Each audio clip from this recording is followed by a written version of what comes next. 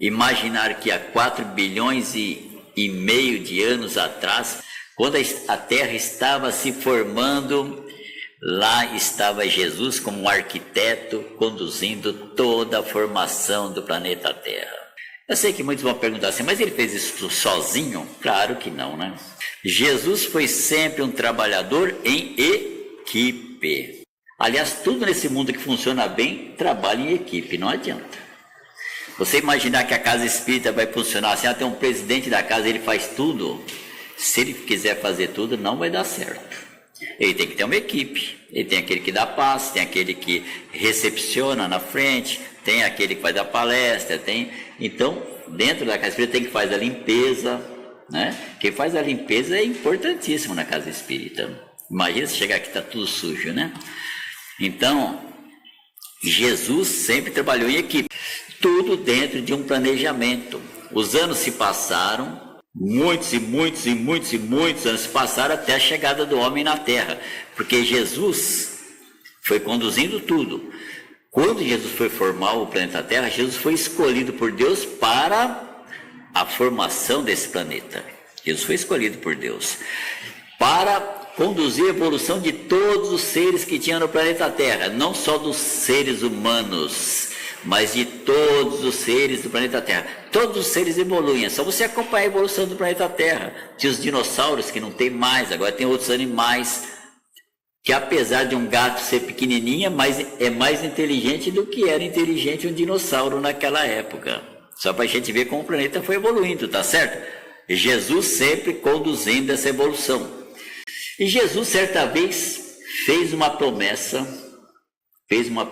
que um dia ele viria pessoalmente, encarnaria no planeta Terra para deixar uma marca no planeta Terra. Não só da passagem dele como comportamento, também pelos ensinamentos que ele deixaria. Ele fez essa promessa para alguns espíritos. E quando chegou o momento, ele veio. Só que, para que Jesus encarnasse no planeta Terra, não foi fácil. Esse corpinho aqui, esse corpinho grosseiro aqui, não aguentava a luz de Jesus. É muito difícil. Então Jesus teve que ir se preparando, passou centenas e centenas de anos se preparando para um dia encarnar na Terra. E para isso ele fez grandes planejamentos. Muitas e muitas vezes Jesus se reuniu com os apóstolos, com aqueles que seriam seus apóstolos, com aqueles que seriam seus discípulos, seguidores, que também teriam que estar com ele aqui no planeta Terra, porque para fazer um trabalho em equipe. É muito importante que você entenda isso. Porque quando Jesus nasce na Terra, que ele encarna, ele não encarnou sozinho. Antes dele encarnaram vários espíritos que iam acompanhá-lo, e outros encarnaram depois.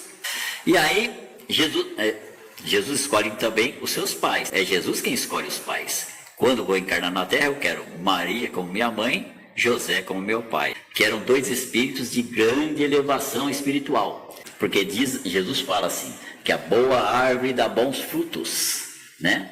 E para nascer um espírito como Jesus, não poderia ser qualquer mãe, qualquer pai. Tinha que ser alguém que é da sustentação para que ele chegasse à condição de fazer a tarefa que ele tinha que fazer, né? Jesus, quando vai nascer, ele poderia, como governador, olha que interessante, Jesus é o governador do planeta Terra, ele poderia escolher nascer como ele quisesse. Eu sei que muitos de nós, certamente, muitas vezes antes de desencarnar, a pessoa assim, eu quero reencarnar, mas eu quero ser rico, milionário, sei lá, filho do Elon Musk, por exemplo, né? Ter dinheiro para fazer tudo o que eu quero. Mas Jesus fez ao contrário, né? Jesus não quis nascer em família rica. Jesus não quis nascer filho de gente poderosa. Então ele nasce de José e Maria. E lá tinha essa manjedoura, que é o lugar onde os animais se alimentam. E foi onde ela colocou lá uns panos, uns tecidos para que Jesus ficasse. E certamente Maria acariciou o rosto de Jesus, que era realmente o representante divino do amor na Terra. E aí, após aquela noite, né, uma noite maravilhosa, uma noite inesquecível, certamente o mundo haveria de mudar, porque a noite do nascimento de Jesus foi a noite mais importante da história da humanidade. Foi a noite que transformou e modificou tudo que havia na terra. E Maria, após aquela noite, tornou-se realmente a mãe dos oprimidos. Por quê? Quem trabalha com a espiritualidade sabe que as equipes de Maria no mundo espiritual são fantásticas. Tem equipes de Maria que para cuidar de crianças abortadas, para evitar que mães abortem, para evitar o suicídio e muito mais outras coisas. Tem muitas equipes de Maria no mundo espiritual. E Jesus realmente tornou-se a luz que nos guia na nossa história, tá certo? Então, quando queremos alguém para nos guiar, é Jesus que nós buscamos. É a questão do desapego, do quanto Jesus era desapegado. Por ele ser o governador do planeta Terra, ter tudo a seu dispor e se permitir nascer numa situação tão desapegada, né? Aliás, ele falava assim, né? Eu não tenho uma pedra para recostar a minha cabeça, né? E então o desapego é um dos grandes ensinamentos da questão da liberdade com Cristo.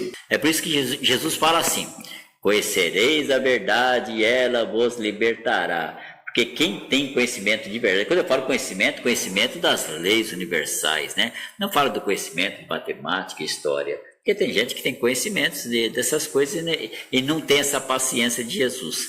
E Jesus teve a calma naquele momento, né? Porque a liberdade de quem tem uma espiritualidade realmente sustentada, vamos dizer assim, né?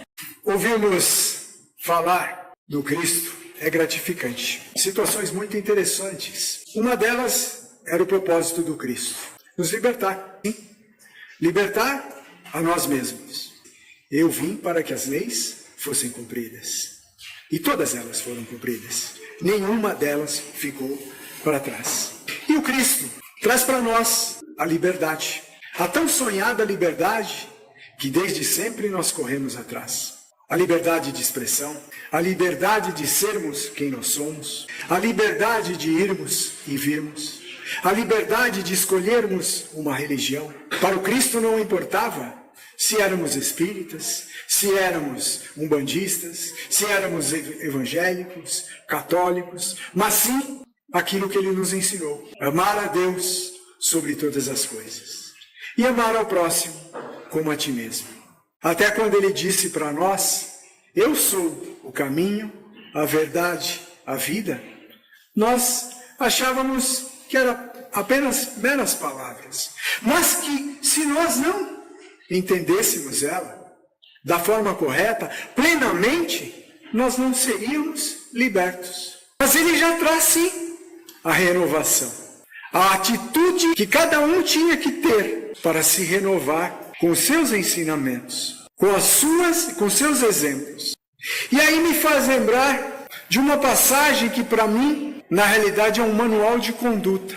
Se nós lembrarmos do Sermão do Monte ou Sermão da Montanha, nós vamos ver que Jesus traz para nós a nossa forma de nos libertarmos dos nossos equívocos cometidos em outras vidas, em outras encarnações. Mas o propósito do Cristo não parava ali, no Sermão do Monte, nas bem-aventuranças. Ele trazia para nós uma esperança, um conforto, para que nós realmente pudéssemos nos modificar. E certa passagem ele também nos diz, né? Eu não vim trazer a paz, mas a espada. Jesus, depois de todo esse ensinamento, nos fala que vem trazer a espada. Sim. Mas ele deixa uma incógnita para nós. Por quê? Porque ele olha para cada um de nós e diz: eu vos darei a minha paz, e a minha paz vos consolará. Naquele momento, nós começávamos a entender o que ele estava dizendo. E aí ele diz assim: deixarei a vós, não espíritas, mas aquele que realmente quer se libertar, o Consolador prometido. Depois de algum tempo, com muitas dificuldades, com muitas guerras, né? Com muitas atrocidades que nós, seres humanos, infelizmente, cometemos, não é? Pelo nosso orgulho, pela nossa vaidade, pelas nossas ideologias, né? E nosso egoísmo. Mas, infelizmente, o propósito do homem é diferente do Cristo. E o Cristo veio com um propósito no qual ele nos chama a atenção e nos diz: aí deixarei o Consolador prometido. Kardec traz para nós essa obra maravilhosa da codificação, Livro dos Espíritos.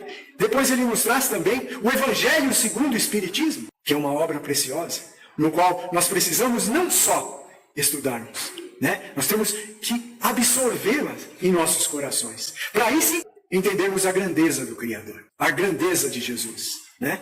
Porque aí nós vamos entender a verdadeira espada que ele nos traz. Conhecereis a verdade e a verdade vos libertará. E o Evangelho do Cristo é transformador, consolador e, vou repetir, libertador. E outro dia nós estávamos no estudo e nos perguntaram e pediram para a gente falar um pouquinho da morte. A morte é libertadora. Ela faz parte da lei de progresso e de evolução. Vamos olhar pelo lado racional.